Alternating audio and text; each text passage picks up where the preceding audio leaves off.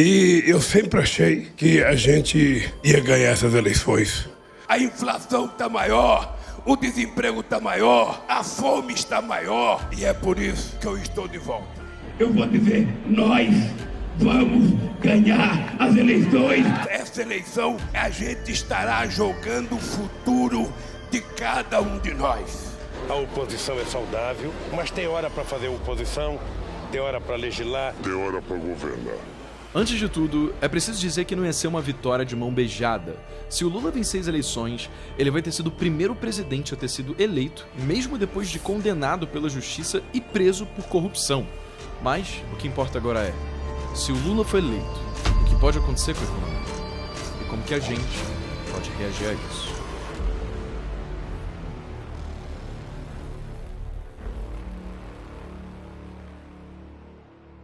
Você tá vendo que a gente mudou o cenário aqui, né?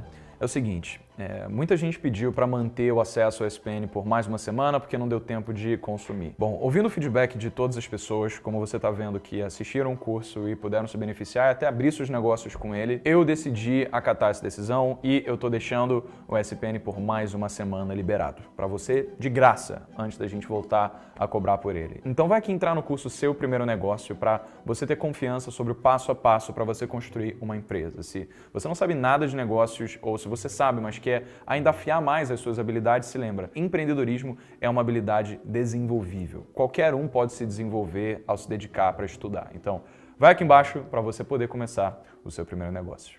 Bom, antes de qualquer coisa, é importante a gente lembrar o seguinte: política é só uma das muitas variáveis que podem influenciar na economia de um país. Se a gente olha para os governos anteriores dos de Lula, a gente vai ver que a economia do Brasil, de modo geral, cresceu. E isso foi muito por influência do longo boom das commodities que durou de 2000 até 2014. Ainda assim, de todos os países que surfaram por esse boom, a grande maioria países emergentes exportadores de commodities, como o Brasil ainda assim teve um desempenho abaixo da média em relação a quase todos os seus indicadores econômicos, se comparado a esses outros países. Ou seja, o Brasil cresceu, mas poderia ter crescido mais. Eu também mostro isso no vídeo como realmente foi o governo Lula. A boa notícia aqui é que no cenário macroeconômico atual, tudo aponta para um novo boom das commodities que vai novamente beneficiar o Brasil. E dessa vez, ainda mais que na vez anterior. Assim como nos anos 2000, a alta foi puxada principalmente pelo crescimento da China. E dessa vez parece que o mesmo está acontecendo, mas agora motivada pelos efeitos da pandemia. Então, parece que o Lula vai pegar mais uma onda de crescimento provocado pelo cenário macroeconômico. Sortudo esse cara. Tá, mas o que está acontecendo? Durante a pandemia, a China adotou uma política de tolerância zero contra a Covid-19, apostando no lockdown de todo o país. Isso ocasionou sérios problemas na sua cadeia produtiva e no abastecimento dos estoques da China. Então, nos próximos anos, com a reabertura total da China, ela vai ter que reabastecer os seus estoques novamente, através do quê? Da importação de commodities, o que vai causar um choque na demanda sobre uma oferta que já está reduzida em todo o mundo. Ou seja, isso vai levar a uma alta nos preços das commodities, impulsionado pela alta da demanda da China. E adivinha quem é o maior importador de commodities do Brasil? A China. A China sozinha representa mais de 30% de participação nas importações de commodities brasileiras. Mas o efeito não termina por aí. A Europa tem sofrido uma redução no seu estoque de diesel, o que vai forçar o crescimento da demanda europeia por petróleo. Hoje, boa parte da Europa é dependente do gás russo e a gente sabe, com base nos conflitos da Rússia e Ucrânia e a polarização econômica mundial sobre Ocidente e Rússia, que a Rússia basicamente está usando o seu gás natural e petróleo como moeda de troca contra as sanções aplicadas pela ONU. Таким образом, планомерно создавалась абсолютно неприемлемая для нас угроза. Mas a tensão na Europa por conta da falta de gás ainda não chegou ao seu ponto crítico, porque o inverno europeu ainda está por vir. Momento esse em que a Europa mais vai precisar de gás para se aquecer do frio. E em muitos países europeus, esse frio chega a temperaturas abaixo de zero. E para lidar com a situação, os europeus já estão aumentando a sua demanda por diesel, como um substituto para o gás russo. E essa demanda pressiona o preço do petróleo para cima, beneficiando os países exportadores dessas commodities, como o Brasil, com a Petrobras. Então, por mais que no mundo não seja uma situação tão bacana assim, todo esse cenário aponta para uma injeção de capital estrangeiro aqui no Brasil, o que de fato vai tender a valorizar a nossa moeda em relação ao resto do mundo e, potencialmente, fazer nossa economia crescer. Bom pra gente? Agora, como é que o Lula pode afetar esse crescimento?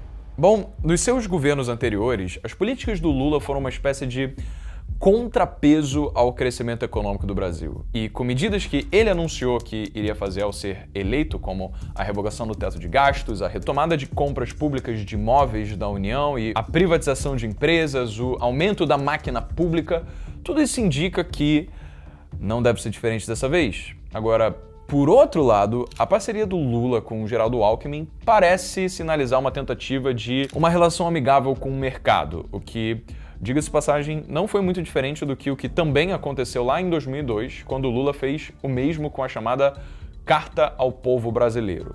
O que foi a Carta ao Povo Brasileiro? Foi um documento assinado pelo Lula na época, direcionada para acalmar o mercado financeiro que tinha medo do que o Lula representava e de como ele poderia prejudicar o mercado de capitais e a iniciativa privada no geral.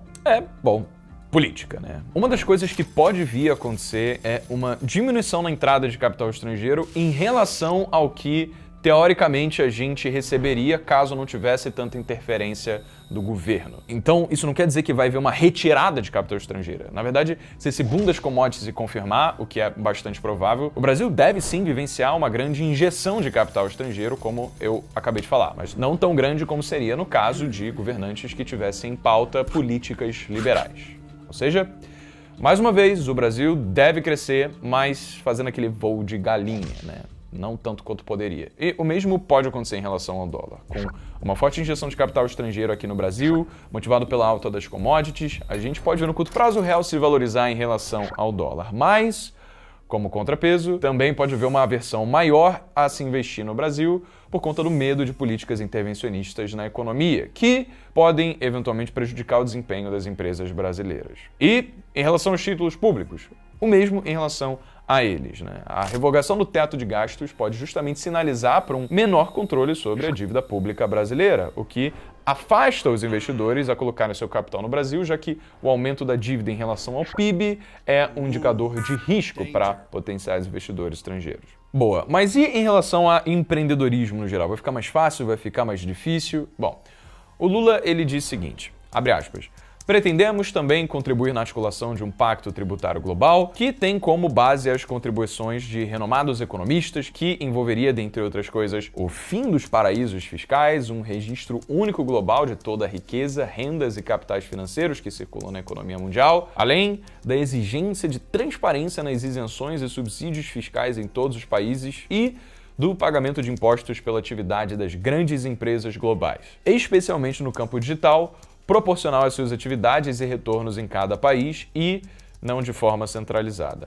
Além disso, tributação das empresas mais beneficiadas na crise, especialmente as gigantes digitais e farmacêuticas. Beleza? E aí, continua, né? Abre aspas.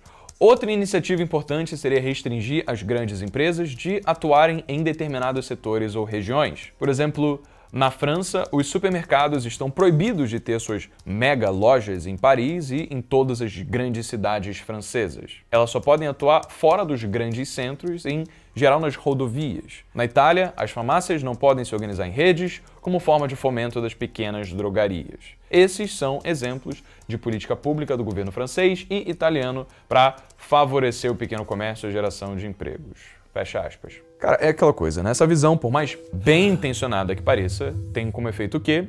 Afastar grandes empresas e investidores de atuarem no Brasil por medo de excesso de intervencionismo do governo, o que limita o nosso potencial de crescimento, limita o potencial dos nossos empreendimentos, o que restringe, diminui a competição, o que reduz empregabilidade, afasta o Brasil do ecossistema empreendedor mundial, não combate o aumento dos preços, porque sem concorrência não existe disputa por mercado, dificulta a atração de investimentos e até mesmo o crescimento de startups e pequenas empresas, já que boa parte dos investimentos que são feitos em pequenas empresas vem de empresas ou fundos de investimento que são maiores. Em detalhe, não só investimento em dinheiro, mas também investimento em know-how, né? Coisa que o Estado não tem. Então, em relação a por exemplo, Bolsa de Valores brasileira, ela também depende muito mais do mercado do que do Estado. E o mercado parece favorável para ela nos próximos anos. Parece.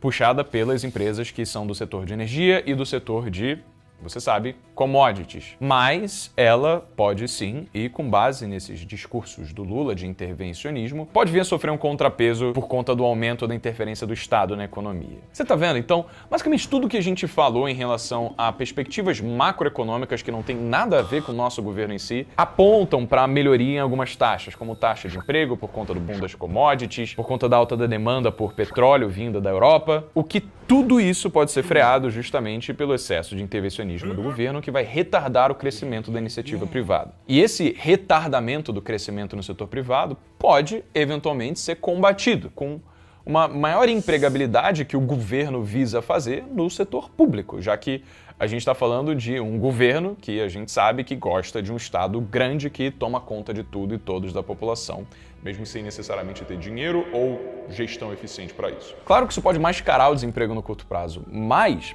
como a produtividade do Estado é inferior à da iniciativa privada, o emprego gerado pelo governo produz menos do que o emprego gerado por empresas. Então, na prática, o inchaço da máquina pública ao longo do tempo só vai ter a consequência na prática de aumentar a disponibilidade de dinheiro na economia de forma desproporcional ao aumento da produção. Vai ter mais dinheiro para menos produção. E essa história a gente ouviu várias vezes, que tem a consequência de gerar.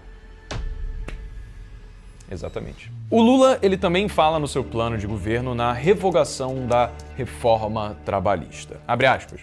Por isso, temos que revogar a reforma trabalhista e a liberalização da terceirização e todas as medidas que significaram a retirada de direitos. Fecha aspas. Segundo Lula, as medidas que caminham para uma maior flexibilização nas relações de trabalho nunca deram certo no Brasil. O que é, no mínimo, curioso dele dizer, já que medidas de flexibilização da relação entre trabalhadores e empregadores nunca foram aplicadas desde o governo de Getúlio Vargas. Então, o fato é que o mercado está mudando rapidamente, tanto pelo rápido avanço tecnológico, quanto, por consequência, na forma como as pessoas produzem e consomem os seus produtos.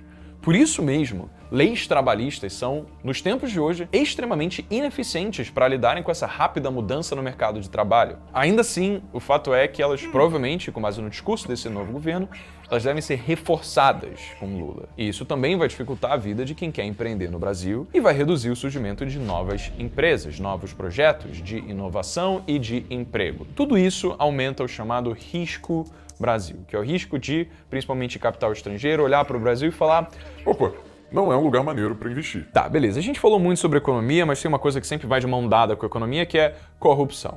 Será que tem chance desse novo governo agora ser completamente isento de corrupção? Não tem nada, nenhum escândalo novo?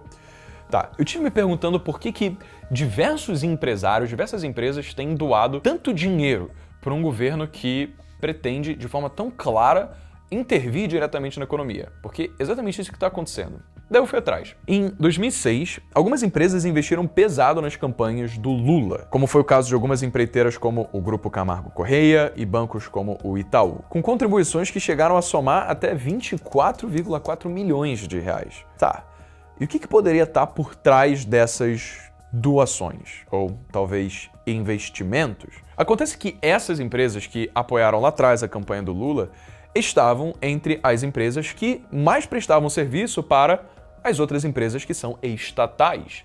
Várias empresas que fornecem equipamentos ou então fazem parte de obras para Petrobras, por exemplo, estavam no topo dos doadores para a campanha do Lula. Era o caso da Acrinor, Conduto, Unigel e UTC Engenharia, que juntas contribuíram com cerca de 4,2 milhões de reais para a campanha dele. Isso faz total sentido do ponto de vista delas, porque uma vez com o seu governante no poder, essas empresas poderiam cobrar o governo Lula para que ele desse prioridade para elas na hora de fechar contratos com a Petrobras. E aí você me responde, isso é política ou é corrupção?